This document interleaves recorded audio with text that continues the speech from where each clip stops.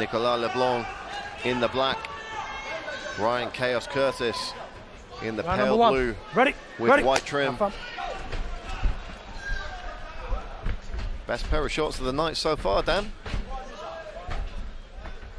I know you're a man who likes patterned attire. Absolutely.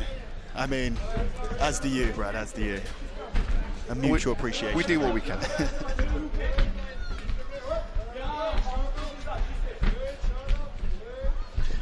Well, it looks, to start with at least, as if Curtis is going to get his wish here.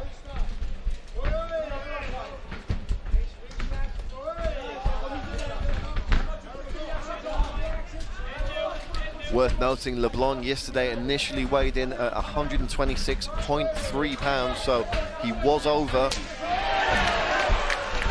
Went away with the allotted 2-hour time limit, came back about an hour in and he dropped a full pound. Wow. So weighed in at 125.3 within the 2-hour limit. So perhaps something to keep an eye on if the fight wears on, perhaps not. He certainly looks the bigger of the two men, doesn't he? Yeah, absolutely. And we know from Leblond's previous fights, yeah, he could go and go and go into the third round. So he didn't look particularly drawn on the scales. I think, if anything, Curtis actually looked the more drawn of the two on the scales, but looks can be deceiving. Nice trip there. There's that judo background coming into play, and he takes the back.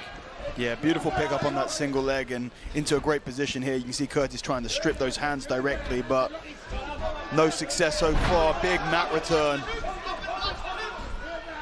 And I think Curtis tries to get back to his feet, and I think we might see Leblond do a similar thing again. And what you see when you hit these mat returns and the person tries to scramble directly back to the feet, they open up the space by the hips for the back take. So perhaps if Leblond wanted the timing here after the mat return to maybe sink a hook into the back, you can see that right leg was thinking about it for a second. But these are very high output, high energy moves from Leblond. He is a very physical guy. But picking someone up and, you know, in that case, carrying him halfway around the cage is definitely going to be somewhat fatiguing if you do it for too long.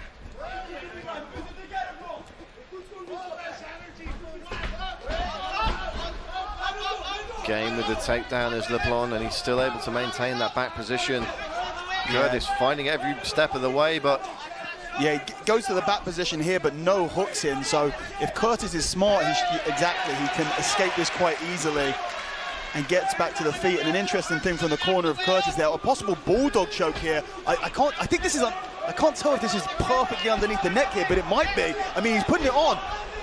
I think this could be it. I think he's gonna tap him.